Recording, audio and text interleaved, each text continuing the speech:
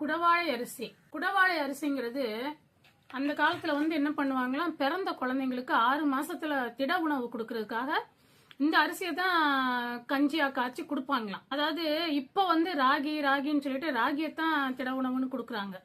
ஆனா அப்பெல்லாம் இந்த அரிசி தான் கொடுப்பாங்க. இது குடலை சுத்தம் பண்ணுமா, அது மாதிரி ஜீரண மண்டலத்தை குழந்தைங்கள்ல இருந்து பெரியவங்க வயசானவங்க வரைக்கும் நல்லா பாதுகாப்பா காக்குமா. அதனாலதான் இதுக்கு பேரு குடல் வாழை.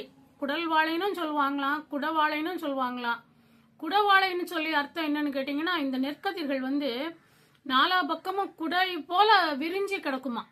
எப்படி வாழை கொலை தள்ளுது, அதே மாதிரி நெற்கதிர்கள் அப்படியே தொங்குமா. அதனாலதான் குடவாழை அப்படின்னு சொல்லி இருந்திருக்காங்க. இது ரொம்ப நல்ல உணவு.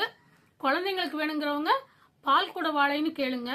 வயசானவங்களுக்கு கொடுக்கறவங்க குடவாழைன்னு கேளுங்க. கேட்டு வாங்கி பயன்படுத்துங்க.